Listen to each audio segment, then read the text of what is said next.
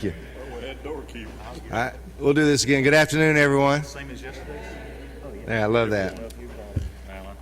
I know how much y'all enjoy spending Friday afternoons with the Appropriations Subcommittee, so we'll try to make your entertainment as enjoyable as possible. But I know some of us have some distance to go, but we want to hear from you. So we're going to start off today with the State Board of Workers' Compensation, page 21 for members of the Committee on the Tracking Document. Good afternoon. Good afternoon, Mr. Chairman. It's page 21. I'll be very brief. There aren't any changes. Government recommendation has all the changes there are common to all our agencies. The only change you will see is another $600,000 that we're contributing back to you in payment to state treasury on top of the 4.7 we contributed back to you. We're upping that to 5.6. Appreciate that. Is that you got any more? Frankly, Yeah, no. I was. Well, good news. Good news. as the year goes along, we think we will. That's, unless you have any questions, I don't think. You got a standard 2%. What we're looking at? We did not have we were one of the few agencies exempted from the 2% cut, Mr. Chairman.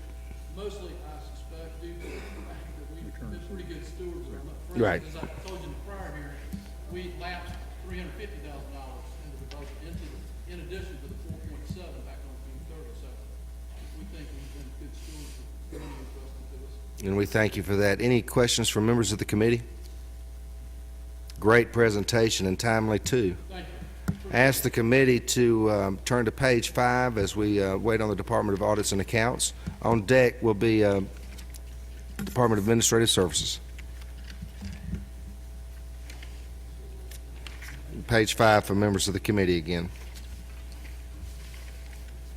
Russell, how are you? Doing fine, sir.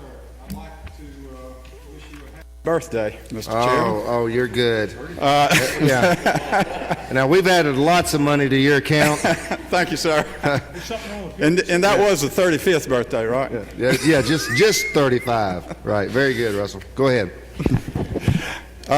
Yes, sir. Well, as you have before you, you'll see a reduction in our budget of $781,480. This represents a reduction due to not completing our audit work on the ARA funds.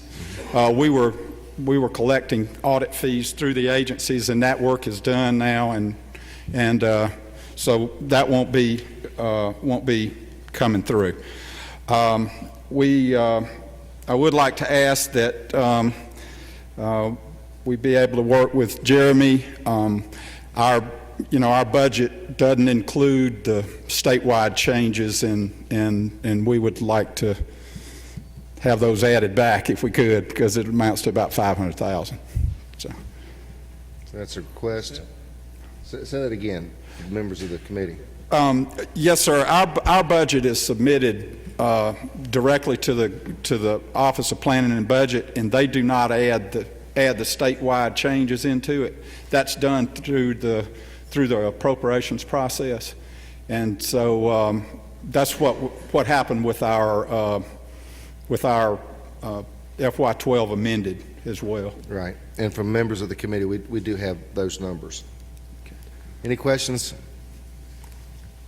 Thank you so much. Good job. Yes, sir. Thank you.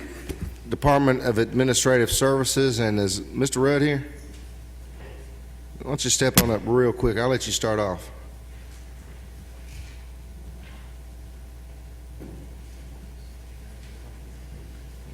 All right. All right. Yeah, we'll find this personal administration on page 20 has been moved into Department of Administrative Services. Yes. And Mr. Rudd, anything we need to know? Transition going smoothly, swimmingly? It is going great, actually. We've got transition teams in place, and we're pleased with the progress. We're on track. I just wanted to hear from you. Great. Thank Appreciate you so that. much. If anything you need to put on a radar screen, don't hesitate. Thank you so much. Thank you. All right, Department of Administrative Services, Mr. Johnson. Good Friday afternoon to you. Thank you. Same to you. And Page 7.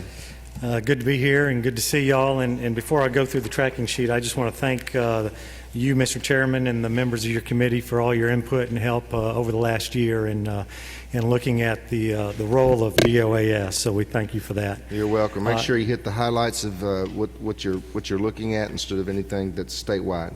Okay.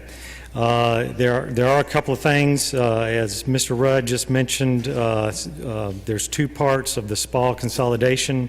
On your tracking sheet, 12.1.1 is the administration piece of it. 12.3.1 is the HR functions, so it would be included there.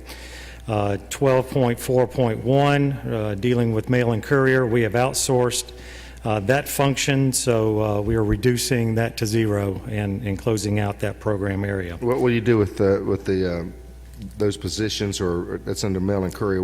How will the mail and courier be done now? This was done a year ago. Okay. So those Finishes positions them out. have been eliminated. Okay. It has been outsourced, and agencies that want to can use the statewide contract. Okay. And then under risk management, 12.5.1, we're asking to increase funds for the general liability trust fund. That is $26 million. This is the first time in 10 years the agencies have paid any premiums on the general liability. And the trust fund has gotten to such a low level, we need to infuse it with some reserves, some cash. And so there's two reconciling items that I believe our staffs are working together to work out there. So that's it, Mr. Chairman. Any questions from members of the committee? Chairman Hamilton. Thank you, Mr. Chairman. When you say 26 million, is all of that strictly to replenish the fund, or will there be, you anticipate a negative balance, and that's the need for that number? We don't anticipate it. Well, yes, we would go negative without any infusion of funds. What's the current balance before this 26 million? We expect at the end of the year, and don't hold me to this, but you'll get the concept. It'll be about 25 million balance with expenses of about 30 million.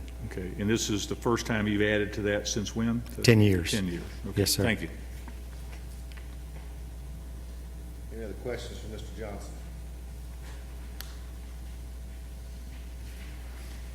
Roll. Thank you so much. I appreciate your Thank you. presentation.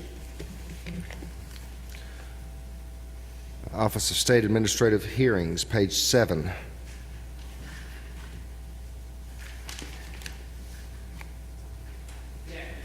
How are you? Yeah, but you got an excuse.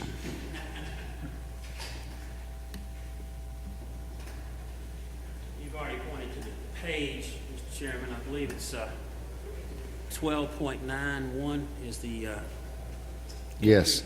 that wants to address. Thank you. We're not going to ask you to stand long. You all right? I'm fine. I made the mistake of telling my wife I was thinking about running for the state house, and this is what happened to me. So y'all know where I'm coming from, perhaps. You should have saw what my wife did to me when I told her I wanted to be an agency head. At 12.91, we've got identified a $150,464 cut that we'd ask the court, forgive me, I'm a trial lawyer by training, we'd ask the committee to restore. And here's why. This is a little different than what we said in the subcommittee, Mr. Chairman, because some things have changed since then, but that was the amended budget anyway. But that $150,000 is based on user fees that we receive regularly in running our shop. Our enabling statute in Title 50 requires certain state agencies to use us for resolution of disputes. There are a number of state agencies that do not have to use us and instead choose to use us, and we charge them a user fee, which comes into the budget process looking like under the nomenclature of other funds. That $150,000 will probably be made up by user fees, but it's a very volatile source of revenue, and I can see where someone looking at the budget would see that we have this stream of money coming in from user fees. But what they don't understand is that this is very unpredictable. Agencies can change their mind. There's a lot of strings attached to federal funding that require us to have matching funds in place. And so we just would ask that you consider restoring that $150,464 back into our budget. We still will be absorbing a 2% cut of over $50,000. Is your 2% included in that 150,000, or that's in addition to? No, the $150,000 adds up to an 8% cut. All right, and what's your total budget? Total budget's about 3.8 million, is that correct? 3.8 million, round figures. All right. Any questions from members of the committee?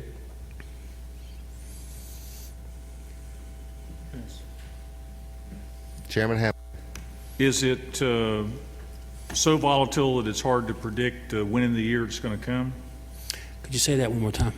The fees, are they so volatile so it's very difficult to anticipate when that $150,000 might be needed? What quarter, what month, what time of the year? The volatility comes from the fact that the relationship could change. It's not a timing mechanism. The relationship could change. We're taking from Peter to pay Paul because it's a state agency that's got appropriated funds, and then they're allocating some of their funds to pay us to handle their disputes. Also, the relationship that some of the agencies have with the federal government is always somewhat unpredictable. Well, and obviously, I'm not disputing the need for it. I'm trying to say is whether you need it now or whether that's a supplemental budget next year opportunity. Each agency has a unique arrangement with us. Right. Some of us pay us periodically. Some of us we bill for hours spent on their type of cases. Each relationship with those agencies is a little different, so it's kind of hard to paint with one brush, and that's why I use the term volatile or unpredictable may be a better word. That can change with a phone call from an agency head if they disagree with a decision one of our judges made and want to use some other source. Thank you. Let me bore down a little bit into the word volatile. You still have a range. Still have what? You would still have a mathematical range. In other words, you'd be volatile on one end and volatile on the other. We will still have money coming in. The volatility You're going to have a range from when you said it depends on the agency and the relationships with the feds, and I certainly understand that. Mm-hmm. Well, it seems like if you were to do a case study over the last 10 years, you would find out that volatility is here on the low end and here on the high end. And if that projection isn't worth $150,000 and was only worth 80, that range, do you follow me? Mm-hmm. I think so. Okay. Well, we've got two ways to do this. You can either turn around and tell me what the lowest it's been on that volatility, okay, and the high end, and then we can figure out.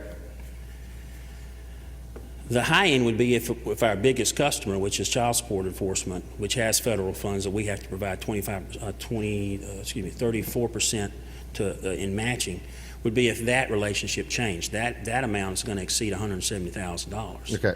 But what I'm just saying is that if over the last 10 years, can you tell us how much per year you've had? When you said this kind of money is volatile, you should be able to get me the low end. Yeah, I'm going to have to turn right, them up. and yes. You should be able to get me the high end. And that would tell us the range. All right, I'm going to have to turn them up. Wouldn't it? Budget. Yeah. We're just trying to decide the range. We can provide that to you. That'd be great. Thank you. All right, we'll provide that to you. 10 years. Because again, if it's a volatility of 400,000 to 475,000, then your range is only 75, and we may not be able to cut the 150, but we can cut the 75. Right. All right. So if you can get us the data and how you got that, then just the old-fashioned make your case kind of thing. Fair enough. Appreciate it. Thank you, Mr. Chairman. Go ahead, Chairman Williams. Thank you, Mr. Chairman. On the aviation authority, I thought those departments had already taken control of the aircraft. That's a different agency, Mr. Representative Williams. Sorry about that. No, sir. Anything else, Mr. Chairman? Anything else? That's it. Thank you so much. All righty.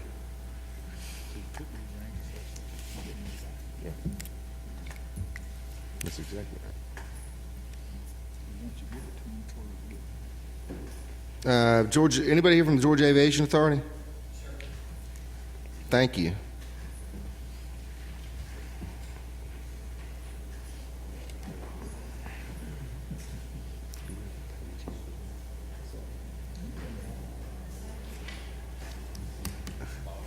We just have a question, all we want to do. I know, thank you.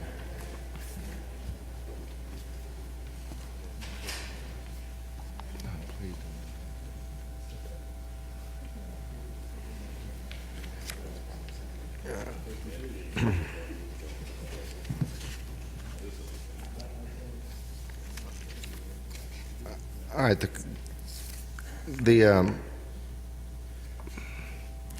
we had some budget transfers recently, and I want to say there's like 1.35 million left over. What's going on with that right now?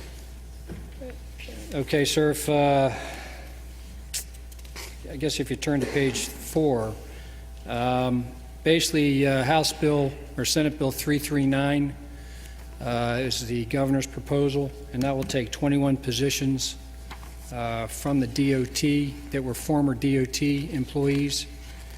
And there is an RFP, a request for proposal for chartering aircraft for the multi-engine, and that would take $1.4 million and use that for the charter service.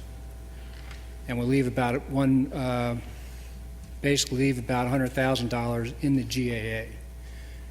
The other proposal is basically taking $744,000, which is what DNR brought to the GAA minus the reductions the past 2 years, and give that back to DNR.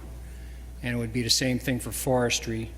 Take basically the $1.4 million, give that back to forestry, and those assets would go back to forestry. That's all within that House Senate Bill 339.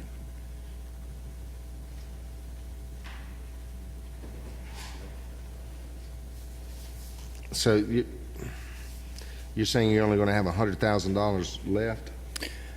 In the GAA, yes, sir, but I'm not sure how many employees are going to be in the GAA.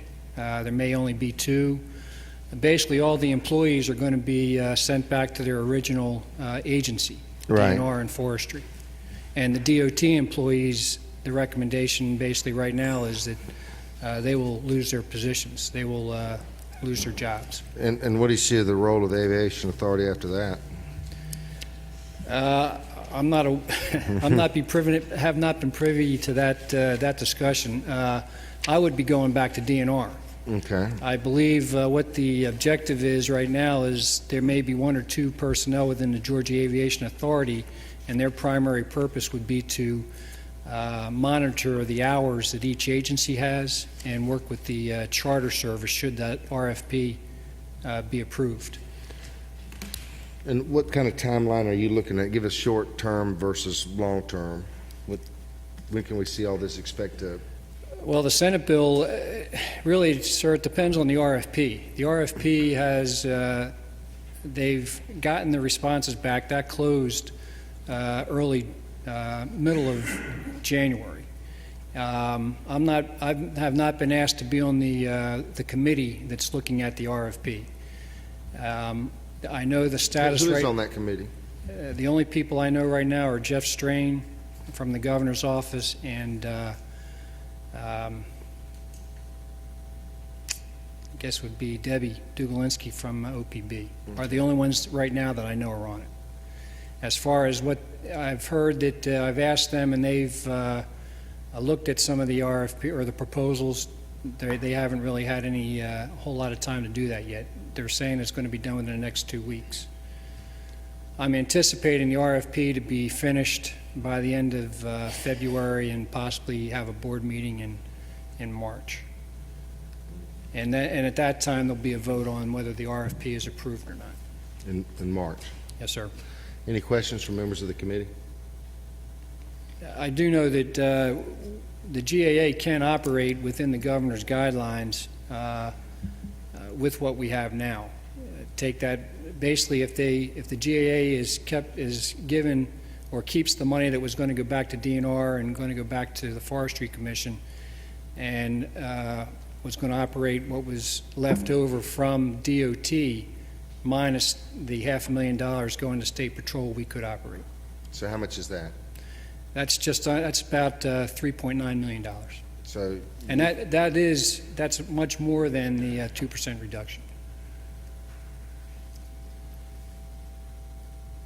So, I'm sorry, and I apologize. Yes, your estimate now that for GAA to stay open, you need 3.9 million? Yes, sir. That's on the next slide, number 5, slide number 5. Down on the bottom, you see the funds that were going to go back to the individual agencies, and we would still be able to operate. And that's operating the King Airs also. That's operating what, I'm sorry? That's also operating the fixed wing, multi-engine fixed wing.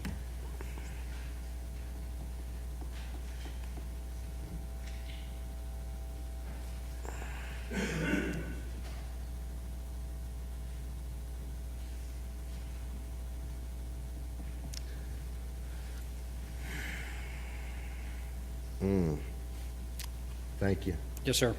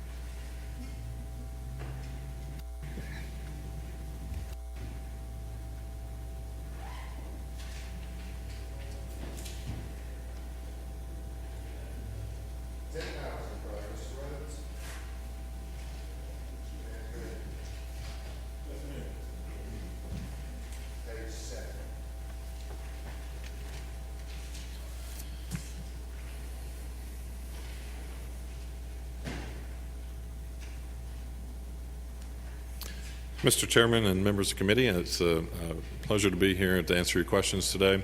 I did prepare some comments. I was in receipt of a letter from Chairman Reinders and would like to make some comments to that if that's appropriate. I don't think it's appropriate. Okay. All right. And I'm happy to answer any. I appreciate what you do. That's really good. I know you received the letter. Yes, sir. That's obviously a yes. Mhm. And anybody have any questions? Anything we need to know about your budget situation? No, sir. Very good, thank you. All right. Thank you much. You come by and say. Will do.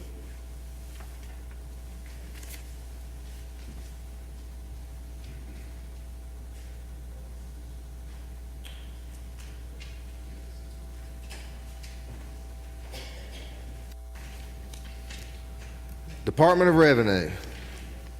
Save the best for last.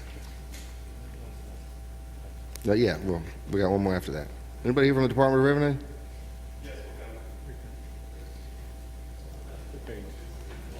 Page 17 and 18.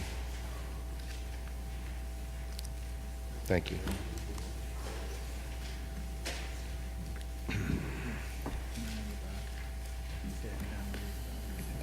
No, but let me get done with this right here real quick, and then you have them all you want. All right. Before we get into the budget, I just want to mention a couple of things that's been put on my radar screen, Commissioner, and you've always been so gracious in the spirit of cooperation.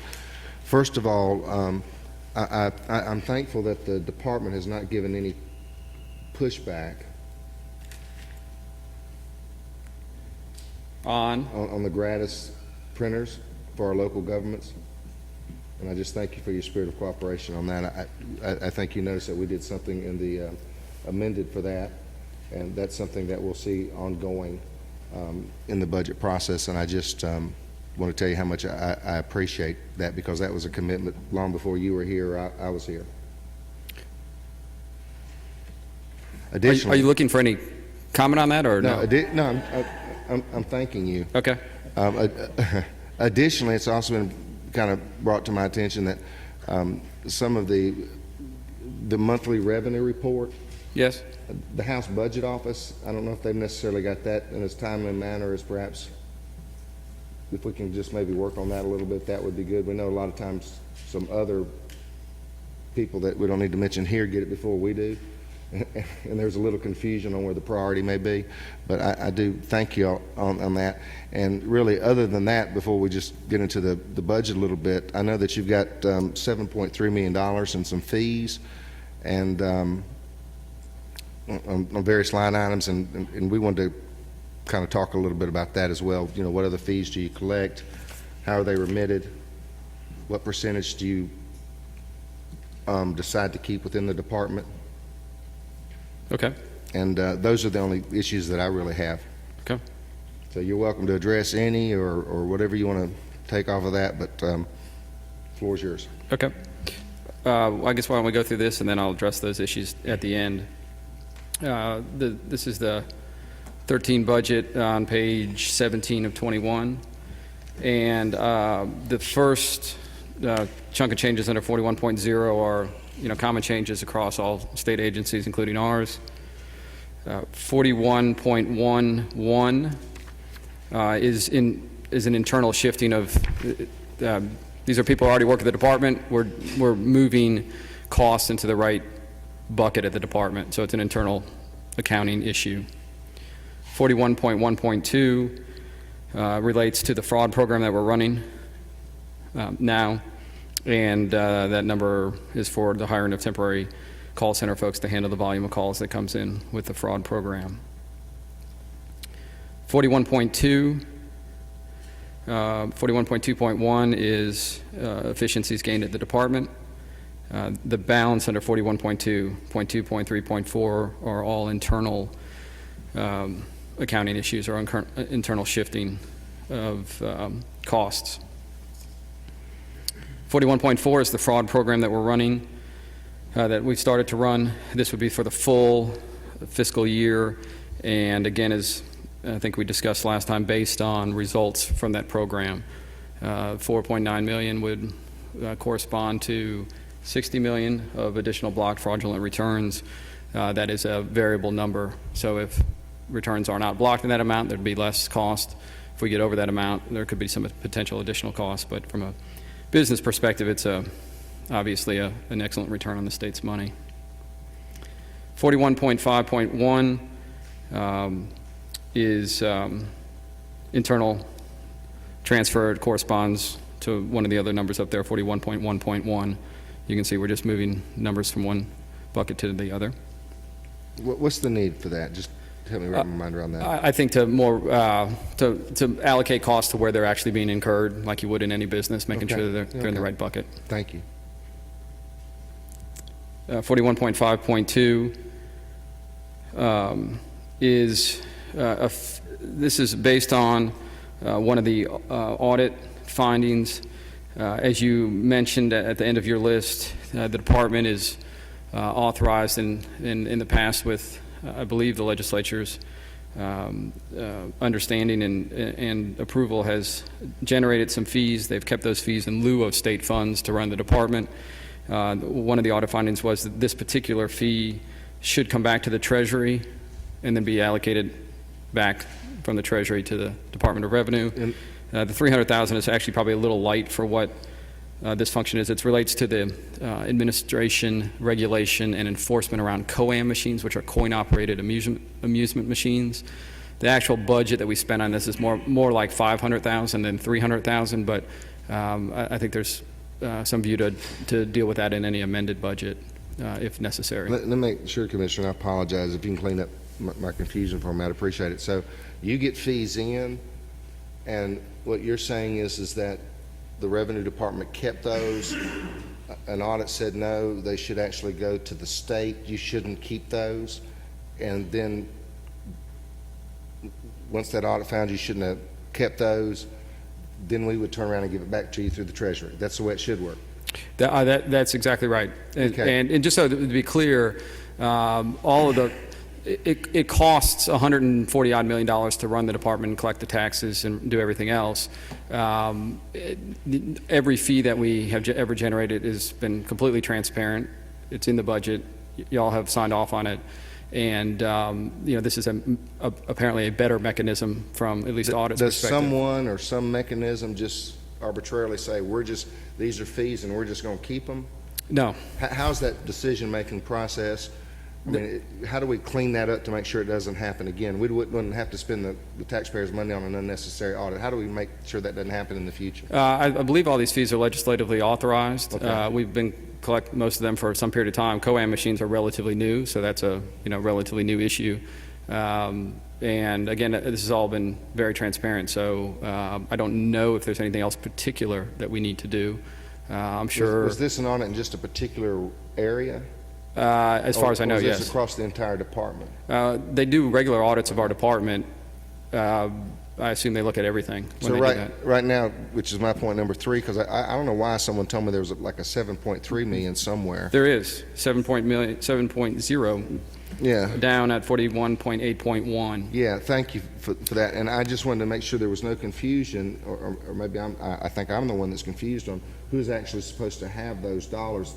Do you feel like you're supposed to remit them back to the Treasury for us to give back out? So we are perfectly indifferent to how the department's funded. If, again, in the past, my understanding wasn't here, on both of these fees, there was legislation that said, these fees will be paid by taxpayers for whatever service. The COAM machines, you had to pay a fee to get a COAM machine. The license plates under 41.8.1, taxpayers have to pay a fee to get their license plate. Whether that comes to us and goes to the state treasury and comes back to us to fund that program, or it stays with us, doesn't really matter. There's a cost to the taxpayer, there's a cost to the state, and we're perfectly indifferent as to what the funding mechanism is, as long as there's a recognition that it does cost money to print plates and somebody has to pay for it. Right. Ultimately, taxpayers are paying for it. The 41.8.17 million, was that also discovered in an audit? I think discovered is a misnomer. Okay. It was the issue of how the money flows was part of the audit finding, Okay. but the money was not discovered in any respect. Okay, I apologize. So we just, what's the best word? For I'm sorry. Instead of discovered? I would say that the funding mechanism was there was a suggestion in the audit finding that the funding mechanism be changed so that the money first come back to the state treasury, then be allocated back to the department. All right. The audit found, okay. Thank you. Continue. So we were at 41.5.2, which was the 300,000 around the COAM machines, and then both that and 41.8.1 were both the subject of audit findings as far as the flow of funds. Under 41.6, all of those are efficiencies gained at the department and therefore lower costs to run the department. 41.7 is a pass-through that comes through the department. That number is generated by the Employee Retirement Services. We just pass it along. That does not fund my retirement. 41.8.2, 41.8.3, 41.8.4 are all efficiencies at the department. 41.8.5 is one of the internal transfers, not internal reallocations. 41.9.1 is related to our fraud program. This is for internal folks to deal with the volume of fraudulent returns. 41.9.2 is another internal transfer. 41.10.1 is a cost associated with the fraud program. Every return that we flag, we send a letter to make sure that folks know that their return's been flagged. There's obviously a cost associated with that. The next two items, 41.10.2 and 41.10.3, are both cost savings generated at the department. 41.11.1 and .2 are cost reductions at the department. It's worth noting, the idea is, to your earlier question, by statute we generate what are called FIFA fees. Those fees do stay at the department. It's the cost incurred by a taxpayer when they fail to pay taxes, and we have to go all the way through the collection process and file a FIFA, which is a legal document giving us the right to fine their property and put a lien on their property. At its current rate, our FIFA fees are running behind where they have historically year over year, and there are several reasons for that, part of which over time we will get more efficient at collecting and hopefully have to file less of these. But that reduction means that these positions will probably remain permanently vacant. We don't generate the fees to fund them, so we won't fund them. And there's a corresponding reduction in state revenue that would be associated with that. And that's based on just an estimate, based on what's projection or what's happened in the past. Correct. Will you be able to know, or can an adjustment be made in the supplemental? I mean, you wouldn't know that day one of a new year. Correct. We keep track of it monthly, actually more than monthly, but monthly we report how much those fees are, and they'd be adjusted. So if for whatever reason they increase dramatically, we could go hire these folks. If they decreased, we would not keep them and let some other people go. But I think it's worth noting that these are revenue-related positions, right, and therefore it's the converse of the appropriations that you have made, or the opposite of the appropriations you all have made for the last 2 years. When we added people, but how many did you add totally? in the last 2 years, yeah, it's been about $22 million and about 250 people. Okay, I told somebody 200. That's trying to shoot low. very I close. can't remember, but 250, right? And if you don't, you're obviously train of thought is if you don't keep those at its current level, then there's right, and we do. I think y'all know, and certainly your budget office sees. If you don't, all those positions we track on a monthly basis as to their activity and the revenue generated from them, and that's how we can tell you if you add more people, this is what we think will happen. If we subtract people, the opposite will happen. You're right. So that was 4111. 4112, the first is a cost efficiency, and 4112-2 is another internal transfer. All those numbers correspond with the decreases that you saw on the front page. 4113, 13.1 is IT costs related to the fraud program, and 4113.2 is a cut we'll just have to make. Again, this is cut that would suggest that because of FIFA fees, we could absorb less state revenue and make it up with FIFA fees. I don't think that'll be proved to be the case. So we'll eliminate a couple of folks in IT, and there'll be some effect at the department. Very good. Any questions from members of the committee? Representative Hamilton, Chairman Hamilton. Thank you, Mr. Chairman. Commissioner, this is a non-financial statement. I just want to applaud you on a couple of areas. One is for the district that I represent, the Department of Revenue, probably different from a lot of you, but was probably my highest call volume of complaints several years ago.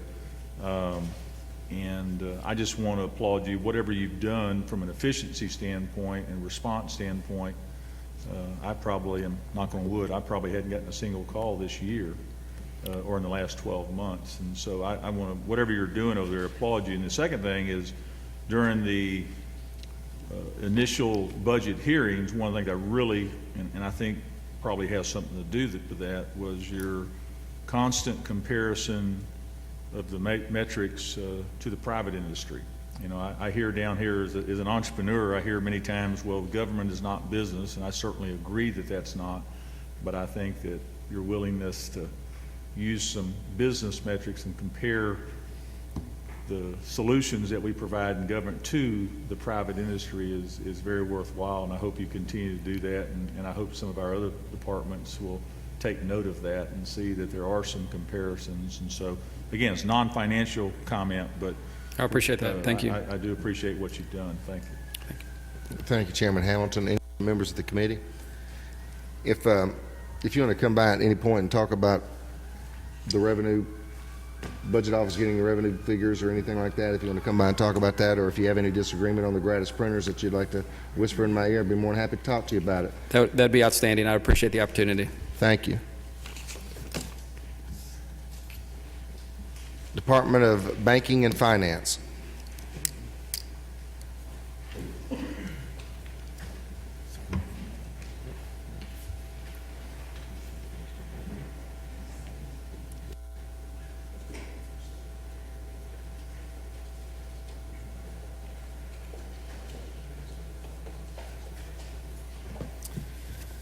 Good afternoon, Mr. Chairman, committee members. And I Good to believe see it's you. page 9 for the department. Mr. Chairman, we don't have any, we're very pleased with the governor's request, do not have any additional comments to make regarding the budget or anything. Wow. Other than to say, I do have good news I would like to share. There will be, All right. there's an additional $1 million that will be coming to the Treasury on behalf of the department from the recent servicer settlement, Attorney General servicer settlement that was in the news this past week. I saw that. Thank you. And, I didn't even get to see it, but there. and I know for the member of the committee, this is a place where, if memory serves me correct, we're looking at, just because of the volatility going on in the banking and the mortgage market right now, that we need to kind of keep some people in the field and on the streets a little bit. And would you agree with that? We're still kind of in that uncertain area. That's exactly right, Mr. Chairman, especially, like I say, on the banking side where the examiners are needed. And then on the mortgage and money service business side, I think we demonstrated where the examiners brought in more money than they were costing us. All right. Any questions? Thank you so much. Thank you very much. Members of the committee, I'll be getting word to you. We'll take a look at some of these, have the recommendations of the committee in the very near future, and I'm sorry to keep you on a Friday afternoon, but I hope you go home and have a great time with your families, and this meeting's adjourned. All for the people.